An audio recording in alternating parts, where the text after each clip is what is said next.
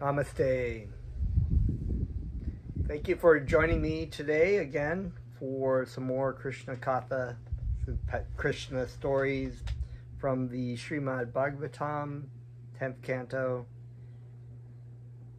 My name is Janapati Das. I'd like to offer my respects to you. Thank you so much for tuning in.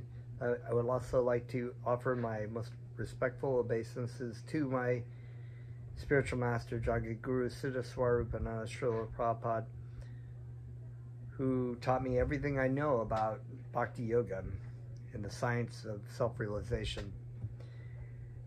We're going to start off with a little bit of chanting, of course. Chanting is by just chanting the names of Krishna, even in a state of not focused, one can achieve the greatest benefits. What to say of focusing attentively on the names of Krishna. Most wonderful gift that we have given to us by our spiritual master, who is the external representation of Krishna's mercy upon this world.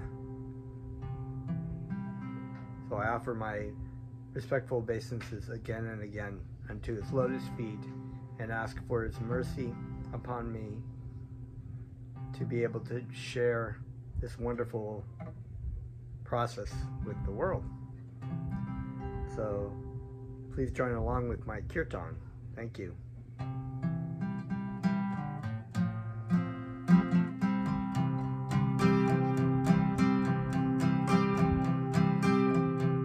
Namo Siddha Swarupananda Paramahamsa Namine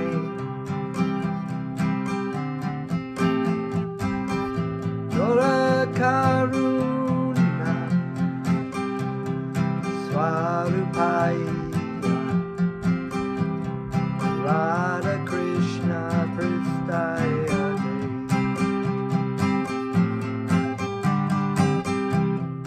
Namo Siddha Swarupananda Paramahamsa Namine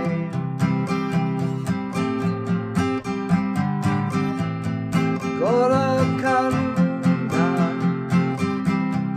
Swarupaya Radha Krishna Pristaya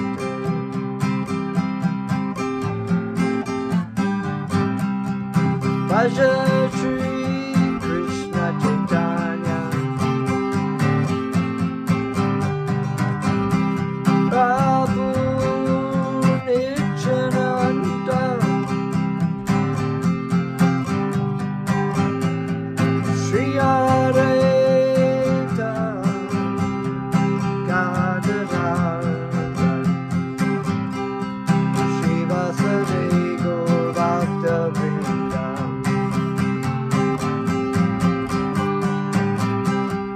Bhaja Shri Krishna Chaitanya Prabhu Nityananda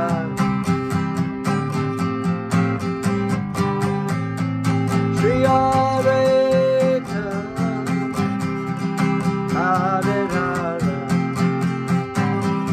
Shri Vasudeva Gaura Bhakta Vrinda Haribo Nitago Nitago Haribo Haribo Nitago Nitago Haribo Haribo Haribo Nitago Nitago Haribo Haribo Nitago Nitago Haribo Hare Krishna Hare Krishna Krishna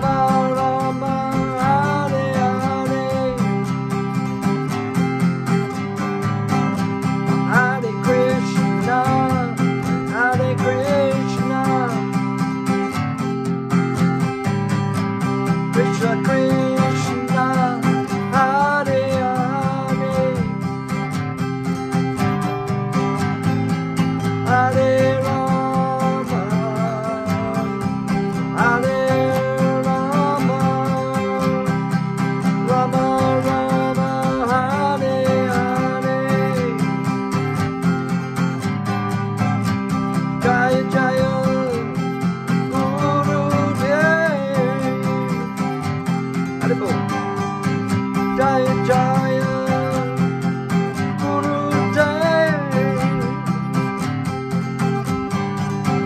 Jaya Jaya Guru Dev,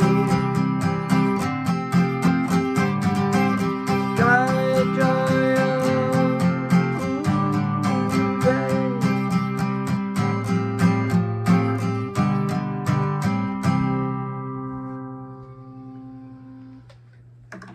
Krishna Krishna. Om Namo Bhagavate Vasudevaya. Namo Siddha Swarupananda Paramahamsa Namini Gaurakaruna Swarupaya Radha Krishna Prasade. Thank you so much for tuning in again. We have been reading through the chapter entitled The Prayers by the Personified Vedas. And we have just scratched the surface. It's quite a large chapter. It does take, I think somebody commented below here that they tried to get into it and read it. It's a chapter of quite amazing and incredible depth of Vedic knowledge. It's not really one that's very easy to understand with the mental mind, but by the grace of Krishna, to study it, I would just chant, read a little bit, contemplate it. But Bhaktivedanta Swami Prabhupada is all the spiritual masters said that Guru is one, because Guru is the representation, the representative of Sri Krishna. He's an external manifestation of Krishna. So when we hear the words of our spiritual masters, we are actually hearing from Krishna.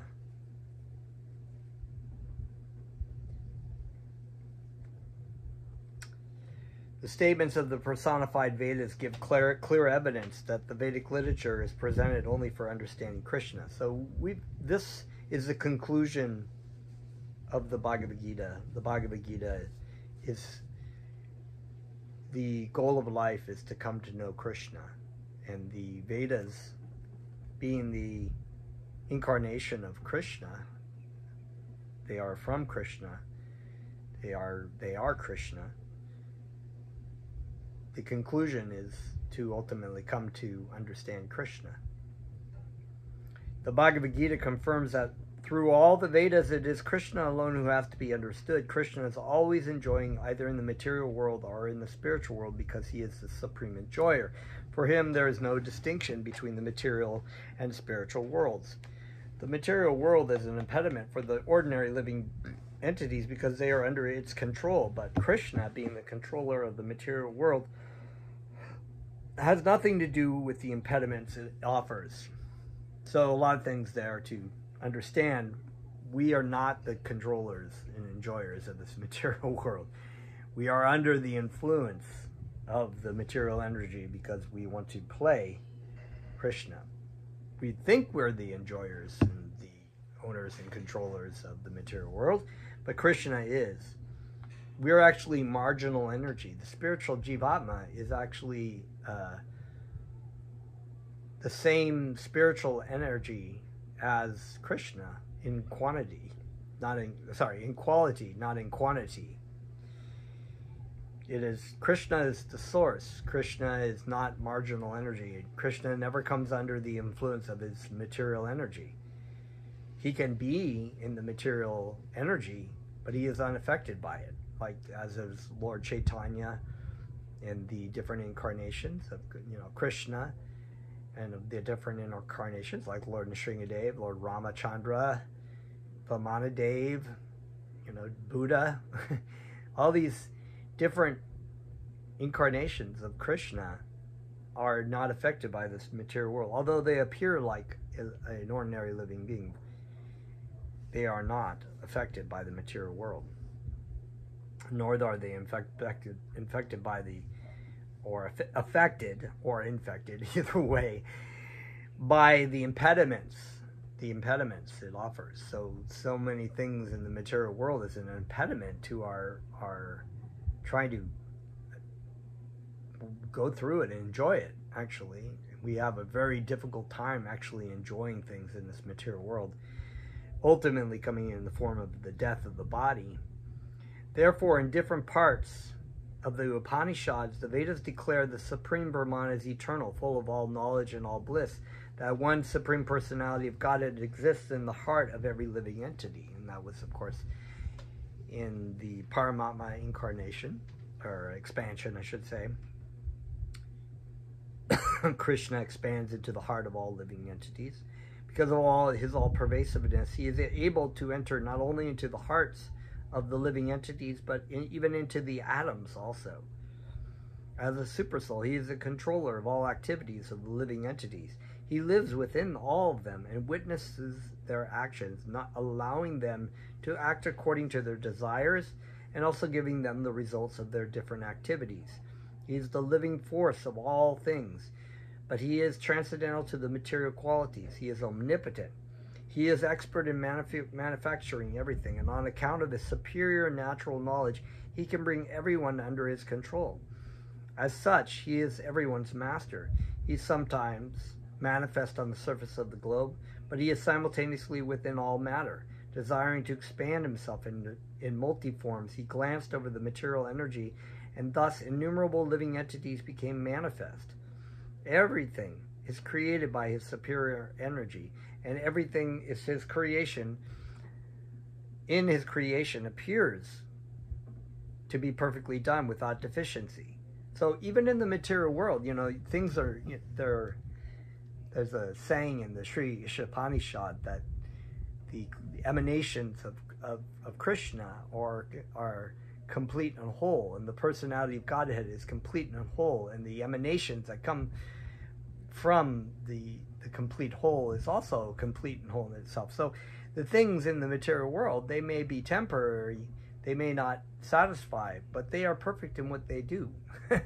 They have the world is perfectly designed to ultimately frustrate us and not make us happy, because it's not really where we're supposed to be.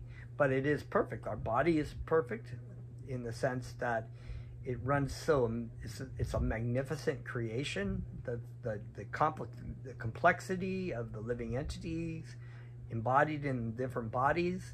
Those different bodies are extremely complicated. The material world is extremely complicated. The universe and the solar systems and the galaxies run perfectly the way that they're supposed to run. To actually cite that this somehow came out of nothing, as many material scientists do, it's actually quite childish and silly to actually think that this complexity, the complexity of even the cell itself, is so complex, more complex than any kind of computer or technology that we've created. It's amazing. But yet, somehow or another, these things kind of came together out of just billions of years of things bumping into each other. I'm sorry, that's just silly to even think that. So,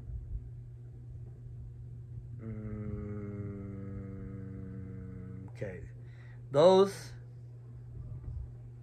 who desire for liberation from this material world must therefore worship the Supreme Personality of Godhead, the ultimate cause of all causes. He is just like the total mass of earth, from which varieties of earth pots are manufactured. The pots are made of earthly clay, they rest on earth, and after being destroyed, their elements ultimately merge back into the earth, the original cause of all varieties of manifestation. So the living entity doesn't return back to the earth, but those things, the atoms, structures of the body, comes together so remarkably and complex when the life comes into this body. And the life is what actually fights against the laws of thermodynamics, which states that things ultimately break down in increase of heat. But and this is seen actually at the time of death, when the living entity leaves the body, immediately the law of thermodynamics kicks in again. But if for some reason it's being sustained and withheld, the body doesn't actually break down completely for the life of the duration of the time that the living entity is in the body. It's actually sustaining the body. It's actually keeping the body together. Even though, we know that even a little bit at the time, the bodies are moving along.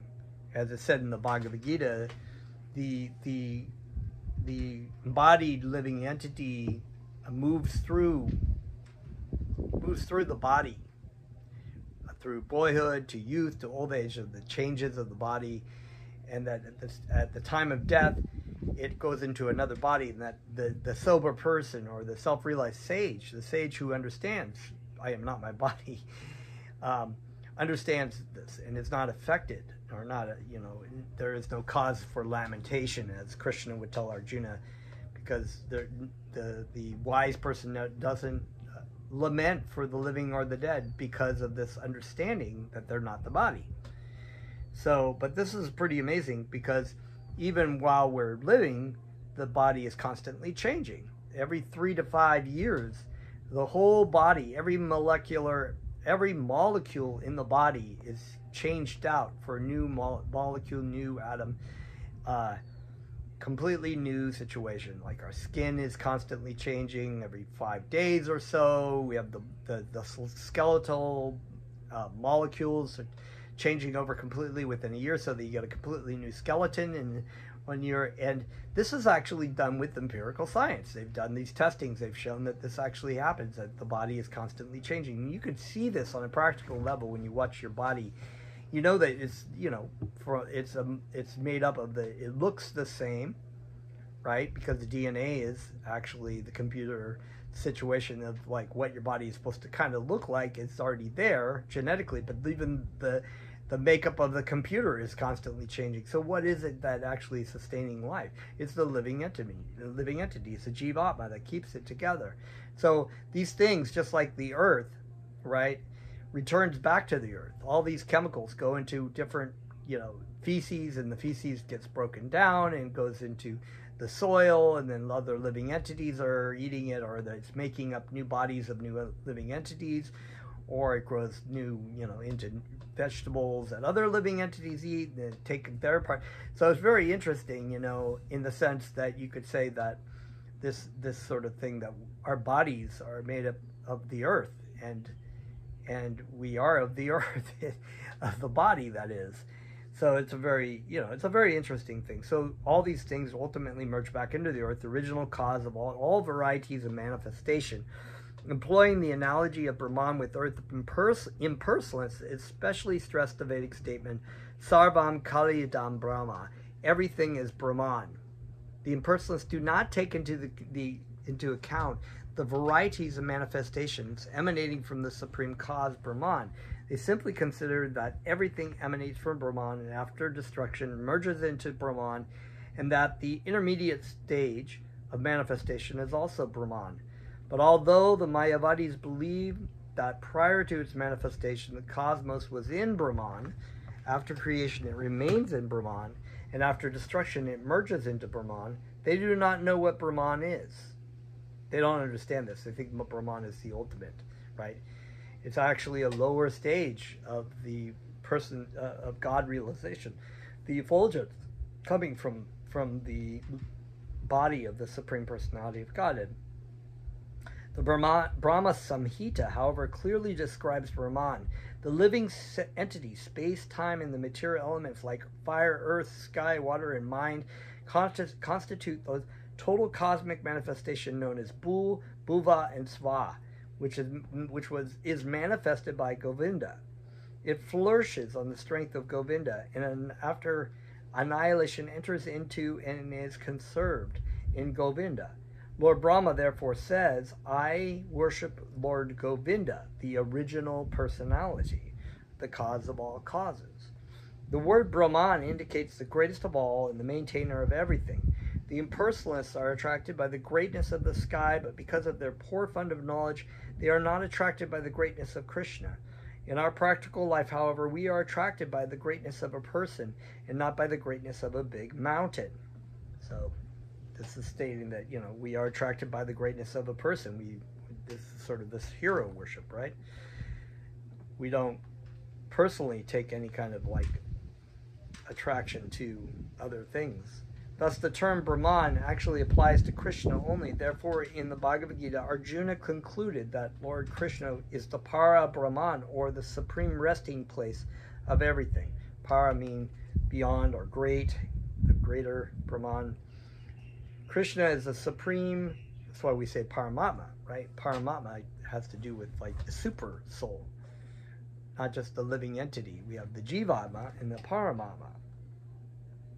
Krishna is the supreme Brahman because of his unlimited knowledge, unlimited potencies, unlimited strength, unlimited influence, unlimited beauty, and unlimited renunciation. Ultimately, therefore, Brahman can be applied to Krishna only. Arjuna affirms that because the impersonal Brahman is the effulgence emanating as the rays of Krishna's transcendental body, Krishna is the Para Brahman. Everything rests on Brahman, but Brahman itself rests on Krishna. Therefore, Krishna is the ultimate Brahman, or Para Brahman. Also in the Bhagavad Gita, it says that everything, in the Bhagavad Gita, in the chapter 7, it says everything rests upon me like I am a string of which the pearls rest upon me, right? Everything rests upon me as pearls are strung on a thread. So everything is resting on Krishna, even all the material energy, of course. Krishna is therefore the cause of both manifestation and dissolution.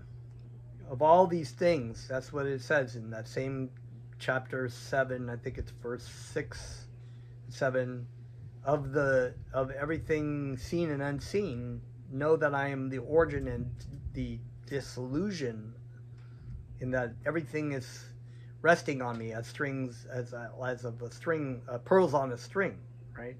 So that, I'm paraphrasing those, of course. You can go to the actual quotes. But it's very wonderful. It corresponds with what's being said here. Sarv Kal Vidam Brahma means that everything is Lord Krishna, in the sense that everything is his energy, right? Everything is emanating from Krishna. All things come from Krishna. And they're perfect in whatever purpose they have. The material energy is not evil. It's not evil or something. It's just Krishna's energy.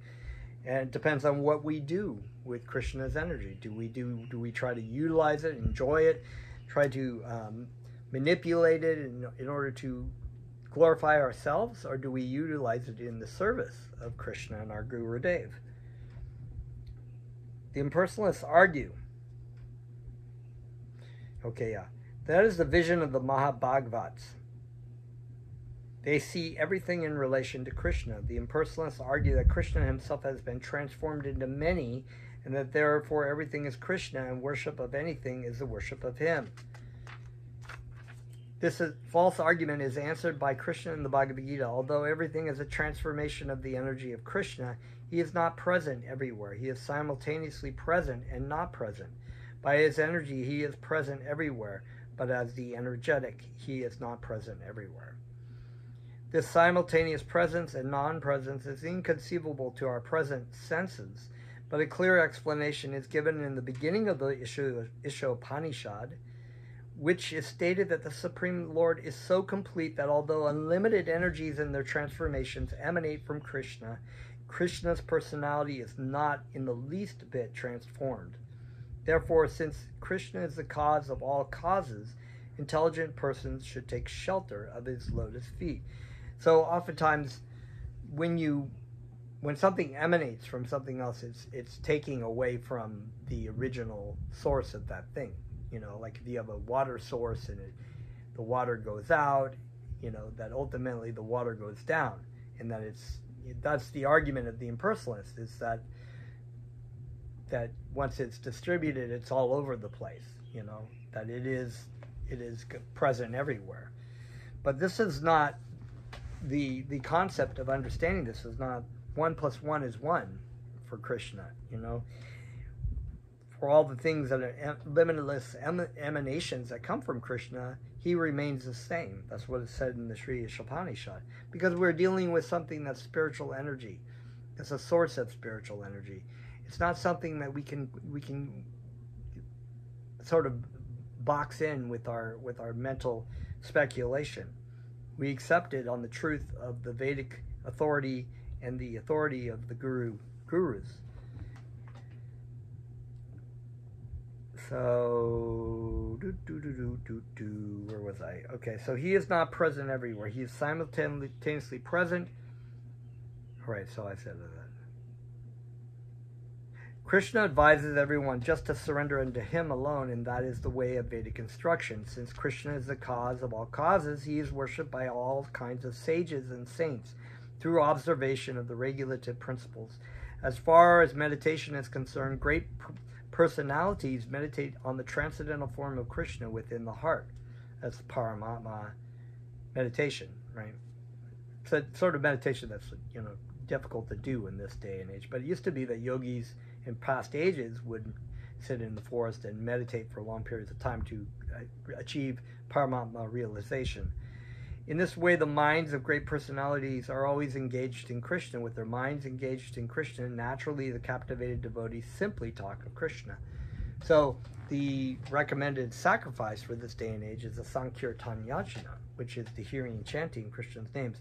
By doing so, one's heart can become clear. One can come to see Krishna in their heart, to understand what Krishna is, and by the hearing and chanting of Krishna. It's so powerful. Talking of Krishna or singing of Krishna is called kirtan.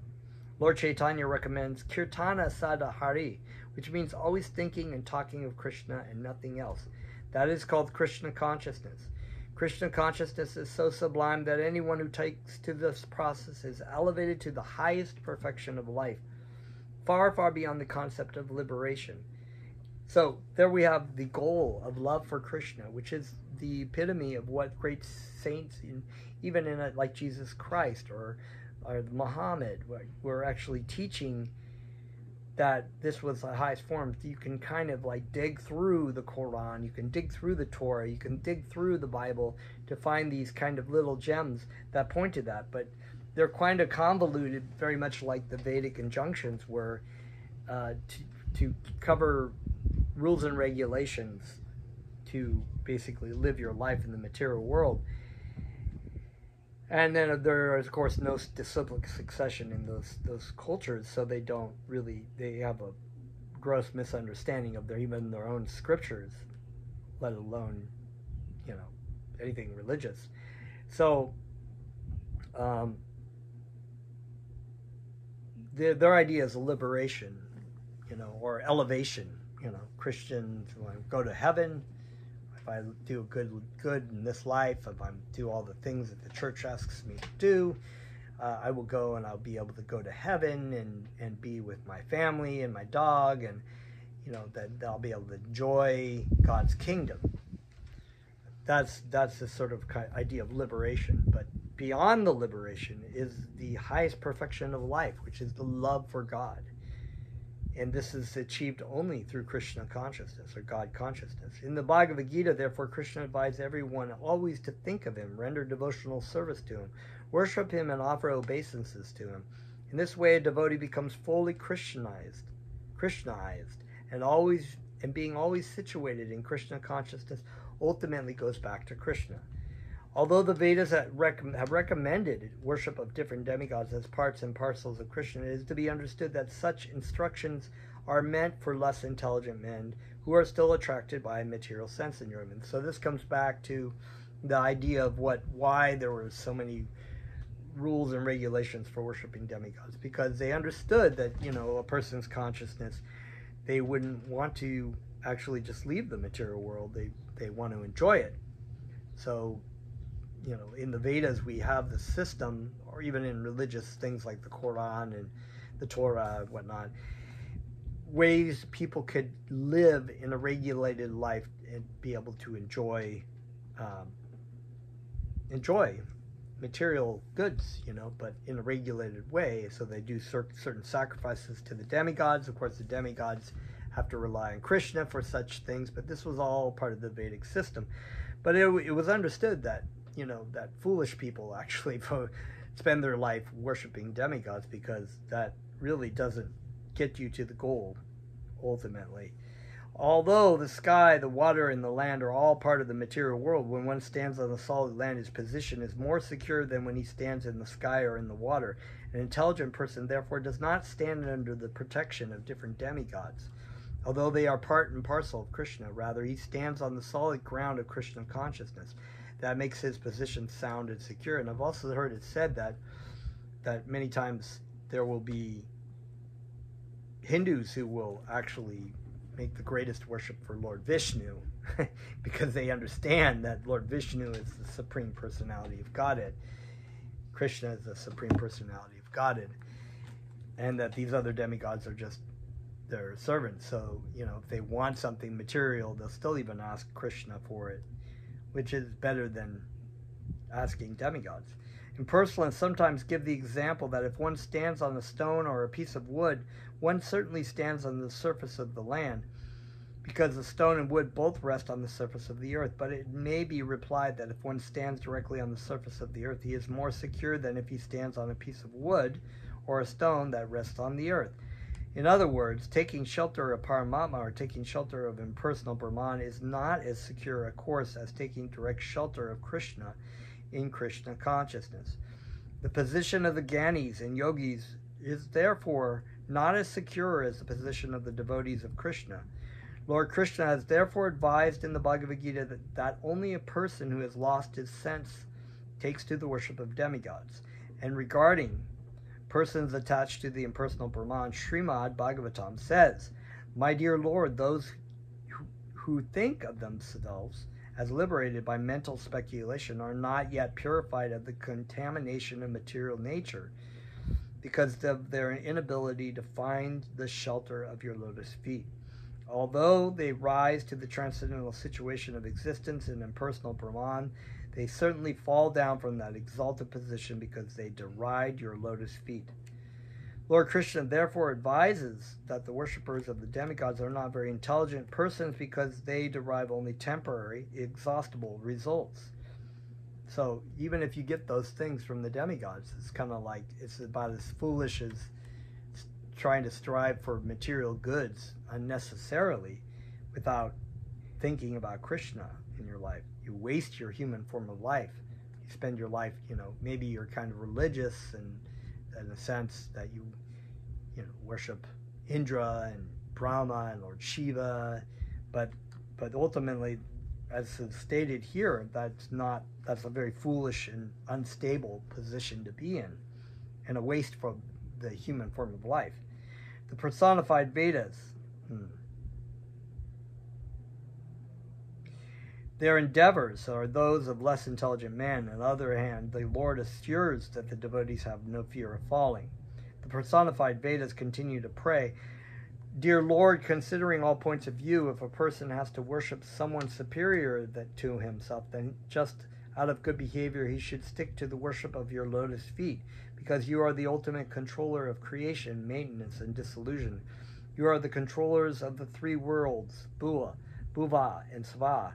You are the controller of the 14 upper and lower worlds, and you are the controller of three material qualities." There's actually a wonderful section in the Srimad Bhagavatam that explains the cosmology of all these worlds and the universes and the universe, how it's much more complicated than we can actually visualize with our limited ability, our limited three-dimensional capability. It's quite complicated. So that's just what I was saying. Even great empirical scientists are limited.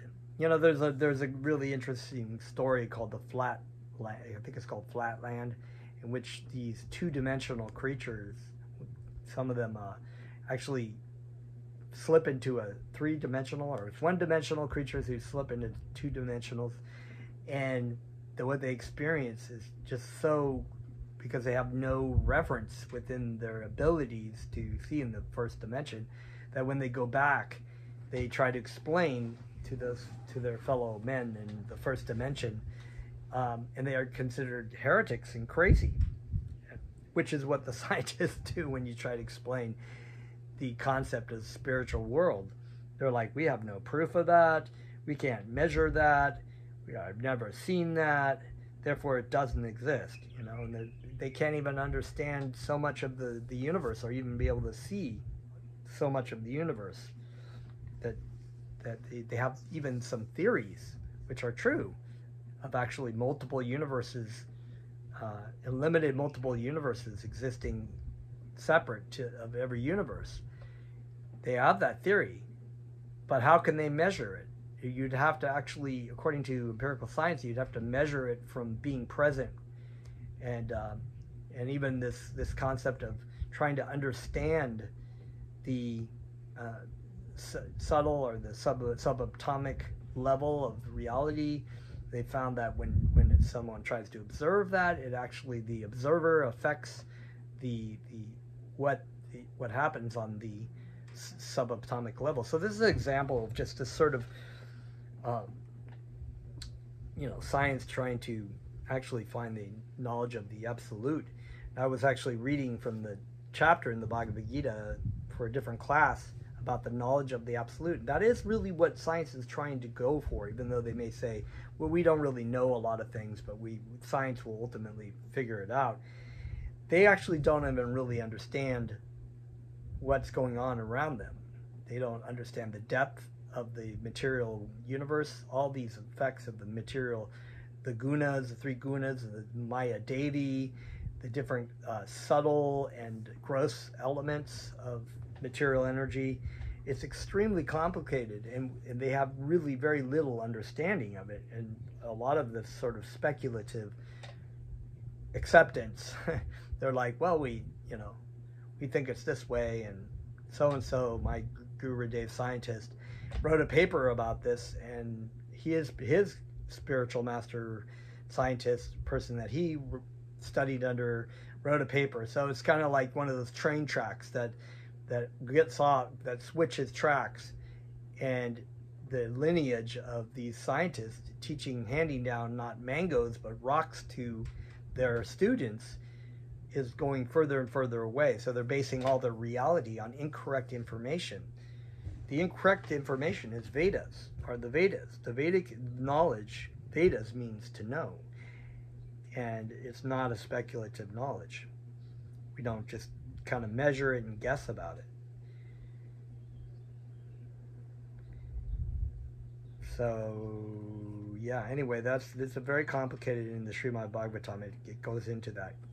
Really wonderful. Demigods and persons advanced in spiritual knowledge always hear and chant about your transcendental pastimes, because this process has a specific potency of nullifying the accumulated results of sinful life.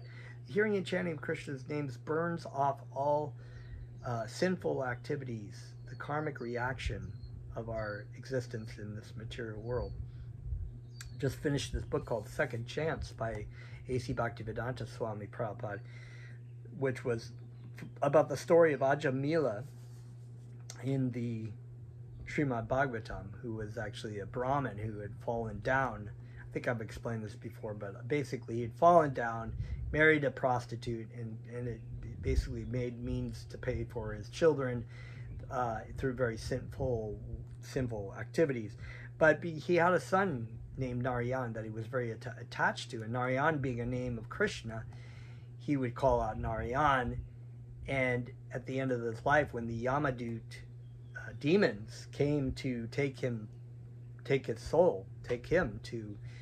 Yamaraj to be punished, he called out his son's name. But immediately the Vishnudutes, who were servants of Lord Vishnu, Lord Vishnu, Sri Vishnu, and Sri Krishna, came and stopped them, because the name, even if it was said in a way of just not devotion, but of devotion to his son, it was this powerful way of stopping his being judged by Yamaraj. Intelligent persons factually dip into the ocean of your nectarian activities and very patiently hear about them. Thus they are immediately freed from the contamination of the material qualities. They do not have to undergo severe penances and austerities for advancement in spiritual life. This chanting and hearing of your transcendental pastimes is the easiest process for self-realization. Simply by submissive oral reception of the transcendental message, one's heart is cleansed of all dirty things. That's a really, really wonderful. Like in Lord Chaitanya's prayer, one should chant the holy names of the Lord in a humble... Sorry, the wrong prayer. One should chant the holy names of the Lord is the prime benediction for humanity at large, because it cleanses the heart of all dust accumulated, all lust and envy of the Supreme Lord from the heart, cleanses the heart of all accumulated dust for years together.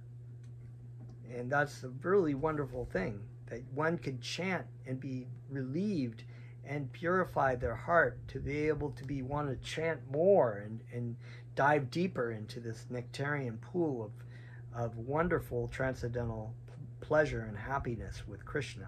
Thus Krishna consciousness becomes fixed in the heart of a devotee.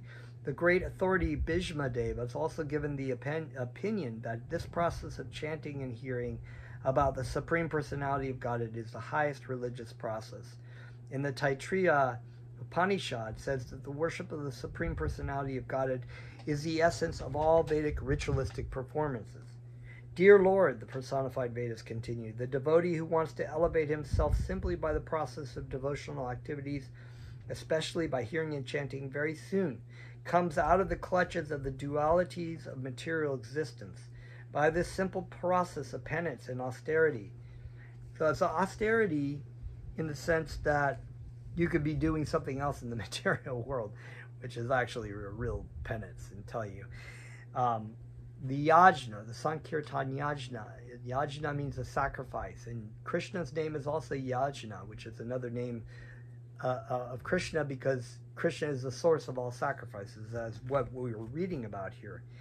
But the true penance and austerity of chanting Krishna's names gives the greatest result.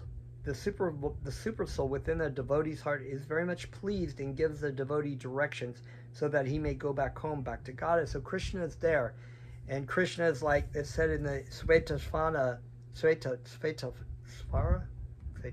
Upanishad, of the two birds sitting on a tree. One is the super soul, and one is the living entity who is engaged in this fruitive activity of eating the fruits off the tree, suffering the happiness and so-called happiness and distress from that karmic reaction of doing those things. And Krishna is waiting them, giving them, providing them with what he desires, and waiting for him to turn back around. But once he is given that opportunity and he turns back to Krishna, Krishna will give him, Krishna is there in his heart. You say, Krishna, I am yours and you are mine. You are there for me. You are with me. You are not separate from me. You're not far away. You are with me, guiding me along the way. Please, please, give me the shade and the shelter of your lotus feet in my sojourn towards you in this material world. Let me come back to you. Let me serve you. Let me serve your representative very nicely. So this is really wonderful, and Krishna is very pleased. As it says here, Krishna is really happy to see us. It's not like, go to hell. He wants us to go to hell or something like that. As many people would think in the Christian, okay, if you don't follow the rules, God wants you to go to hell. No, it's like he lets you have free will. But he's just really actually sad to see that you are suffering so much. So you take to the process. Be happy. Just be happy and chant, as Bhaktivedanta would say. It is stated in the Bhagavad Gita that one who engages all his activities and senses in the devotional service of the Lord becomes completely peaceful because the super soul is satisfied with him. Thus the devotee becomes transcendental to all dualities such as heat and cold, honor and dishonor. Being freed from all dualities, he feels transcendental bliss, and he no longer suffers cares and anxieties due to material existence. The Bhagavad Gita confirms that the devotee, always absorbed in Krishna consciousness, has no anxieties for his maintenance or protection. He's taken completely shelter of Krishna. Being constantly absorbed in Krishna consciousness, he ultimately achieves the highest perfection. While in material existence, he lives very peacefully and blissfully, without cares and anxieties. And after quitting this body, he goes back home, back to Godhead. The Lord confirms in the Bhagavad Gita, my supreme abode is a transcendental place from which, having gone, one never returns to this material world. We made that mistake once. We're not going to do it again. Once we go back, we are done. Anyone who attains the supreme perfection, being engaged in my personal devotional service in the eternal abode, reaches the highest perfection of human life and does not have to come back to this miserable material world. So people strive to try, what is the meaning of life? What should I do in my life? How can I be happy in this material world? You know, maybe I should do this. Maybe I should go for money. Maybe I should be an influencer on YouTube. Maybe I should, you know, it's all about like, what can I do to make myself happy and comfortable in this life? Without the really understanding that death can come at any moment, you know, and then that is a complete waste of life. But to say, oh, we can utilize our body, we can utilize all of our talents and our abilities in the service of Krishna and go back to Krishna. And that's what our goal, that is the highest form of that is what human life is supposed to be for. We can do this. We can actually be happy in this way. And they don't have to come back to the material. They've succeeded in doing what it was expected. The personified Vedas continue, dear Lord, it is imperative that the living entities be engaged in Krishna consciousness, always rendering devotional service by such prescribed methods as hearing and chanting and executing your orders.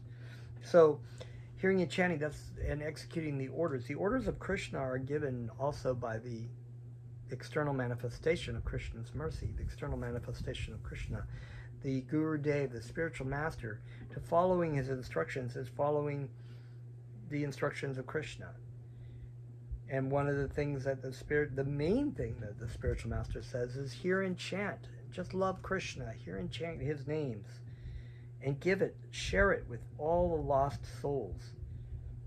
It's such a wonderful and simple thing that people get so confused about what they have to do to serve their spiritual master. But this is the greatest thing to do.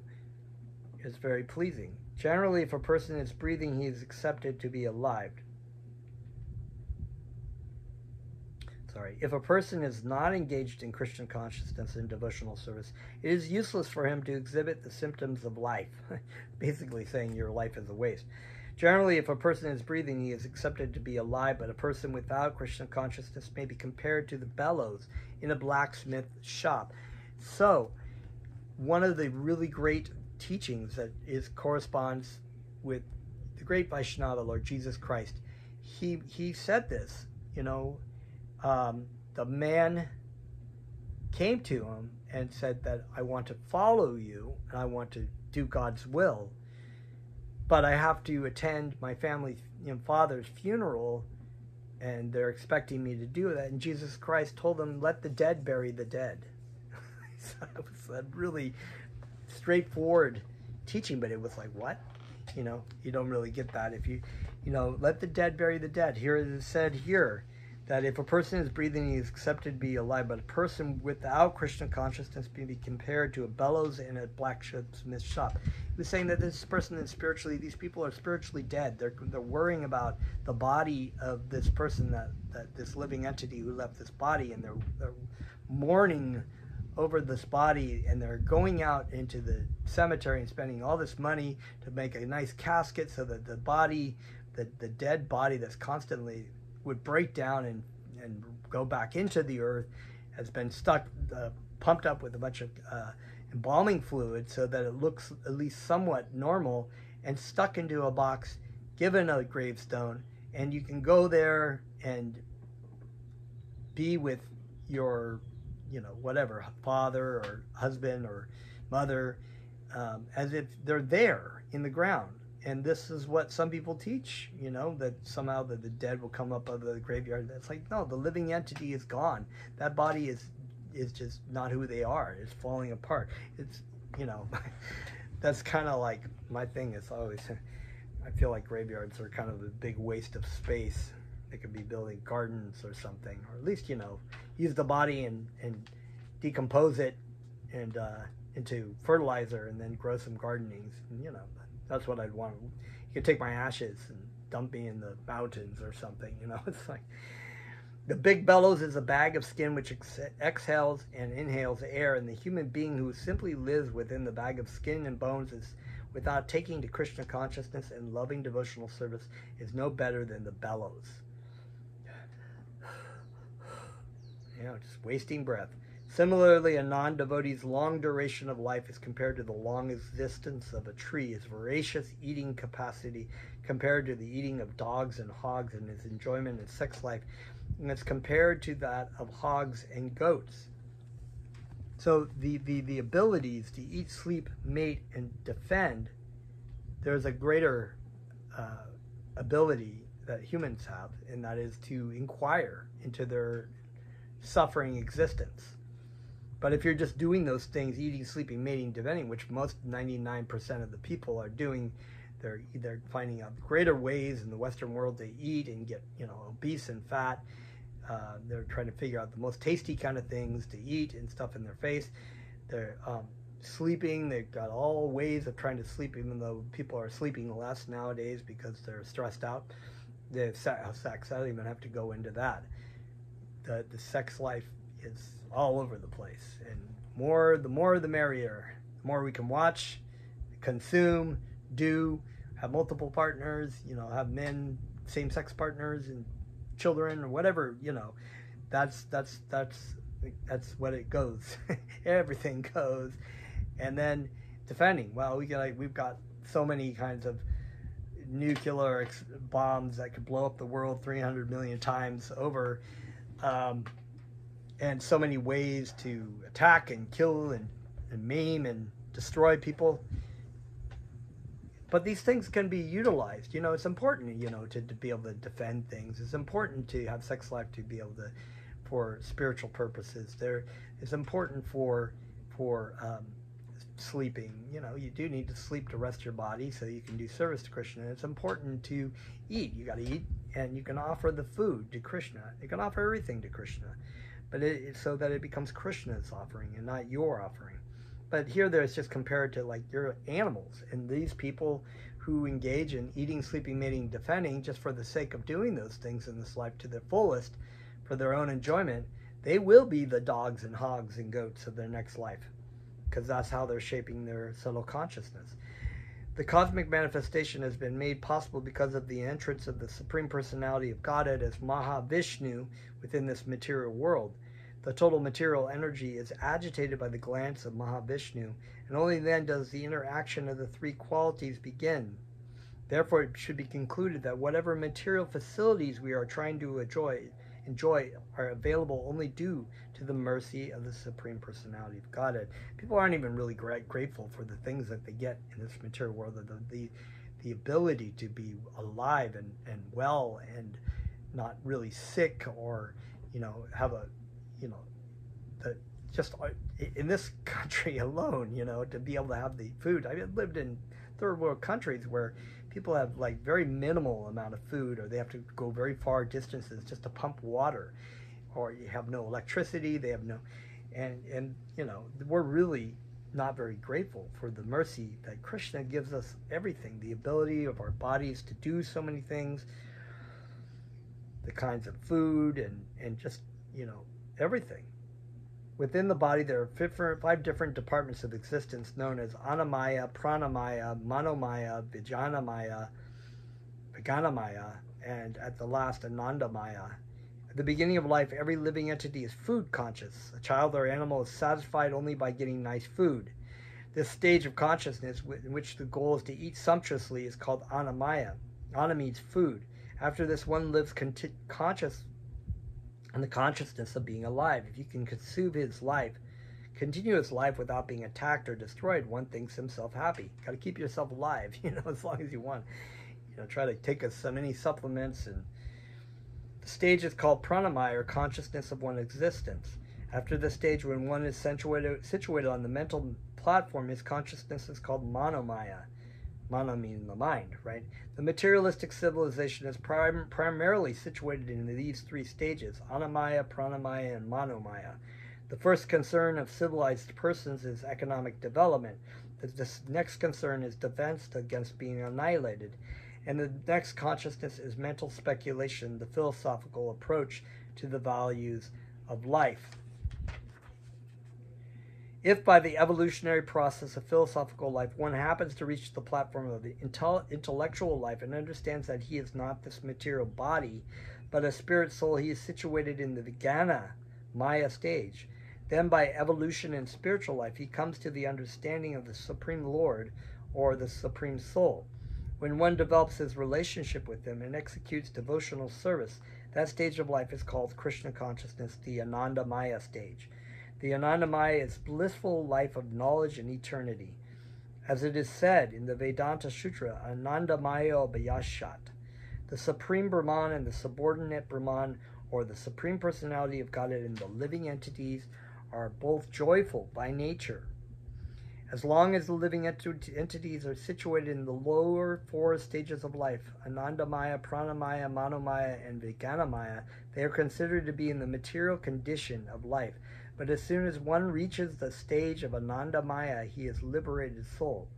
This Anandamaya stage is explained in the Bhagavad Gita as the Brahma Bhuta stage. It's very wonderful. Brahma Bhuta stage is actually the beginning. There is the Nirvanam. The Nirvanam stage is just like in the term, the blowing out, the cessation of desires in the material world upon stepping into actual Krishna consciousness in its purest form, is the Brahma Bhuta stage. That is the actual engagement in the service of Krishna in a purified stage. It's the Anandamaya stage also. There it is said that the Brahma Bhuta stage of life, there is no anxiety and no hankering. This stage begins when one is equally disposed towards all living entities, and then expands to the stage of Krishna consciousness, in which one always hankers to render service unto the Supreme Personality of Godhead. This hankering for advancement and devotional service is not the same as hankering for sense gratification and material existence. Different. In other words, hankering remains in spiritual life, but it becomes purified. Similarly, when our senses are purified, they are freed from all material stages, namely Anamaya, Pranamaya, Manomaya, and Vijnanamaya, and they become situated in the highest stage, Anandamaya, or blissful life in Krishna consciousness. The Mayavadi philosophers consider Anandamaya to be the state of being merged in the Supreme. To them, Anandamaya means that the Supreme Super Soul and the individual soul become one. But the real fact is that oneness does not mean merging into the Supreme or losing one's own individual existence. So there's this analogy by Rupa, I think it's Rupa Goswami, who said that the green bird, the impersonalist, will see a green bird flying into a green forest as becoming the part of the green forest. But actually the green bird, from a distance, it looks like it's becoming part of that existence, part of the green forest. But actually, if you go into the green forest, you'll see that the forest has made up of many trees. The bird is still there. It might be green, but it's a similar, so it's a similar spiritual energy, but it's different, right? It's not just one massive energy.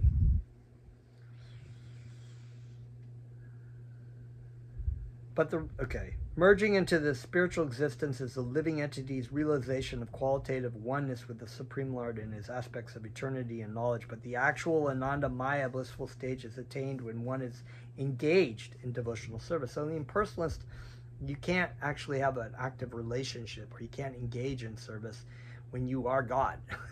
This is the problem. The problem with that There is no relationship with God. There is no God. It's an actual atheistic belief. You are God. So, but there is no God because you've nullified it.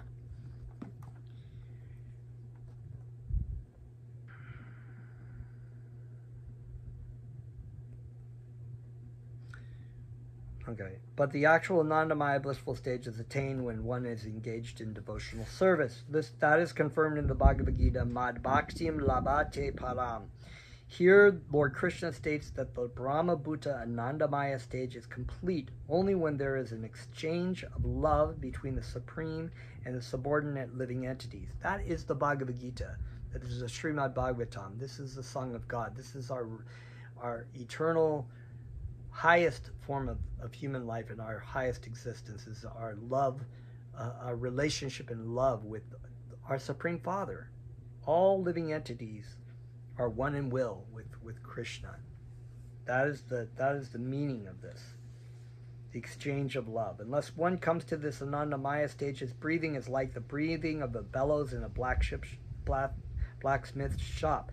His duration of life is like that of a tree. He's no better than the lower animals like the camels, the hogs, and dogs. So achieving the supposed happiness in this material world, so many people are completely missing the point, completely missing what they should be doing. And they're given, they have the greatest opportunity to come into contact with a living entity, a spiritual master, and to understand the meaning of life. But they don't want to do that. Even the ones sometimes you tell them about this and they're like, oh, that's not real. This is real. So we are going to continue on. This is a long chapter. We'll probably be doing about 10 of these classes because there's still about 52 pages. No, 53 pages.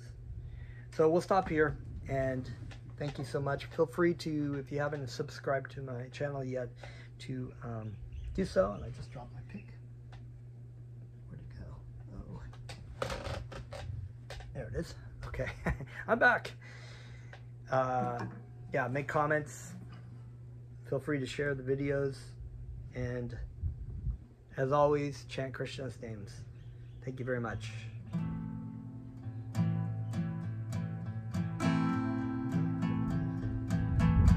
Hare Krishna, Hare Krishna, Krishna Krishna, Hare Hare, Hare Rama, Hare Rama, Rama Rama, Hare Hare, Hare Krishna, Hare Krishna, Krishna Krishna, Hare Hare, Hare Rama, Hare Rama, Rama Rama, Hare Hare, Hare Krishna, Hare Krishna, Krishna Krishna, Hare Hare, Hare Rama, Hare Rama, Rama Rama.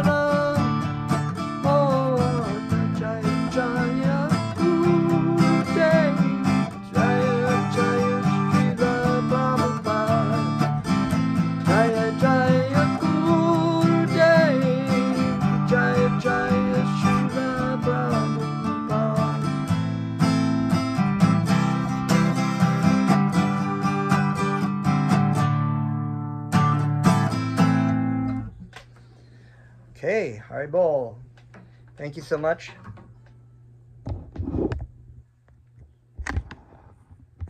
Thank you so much. See you next time.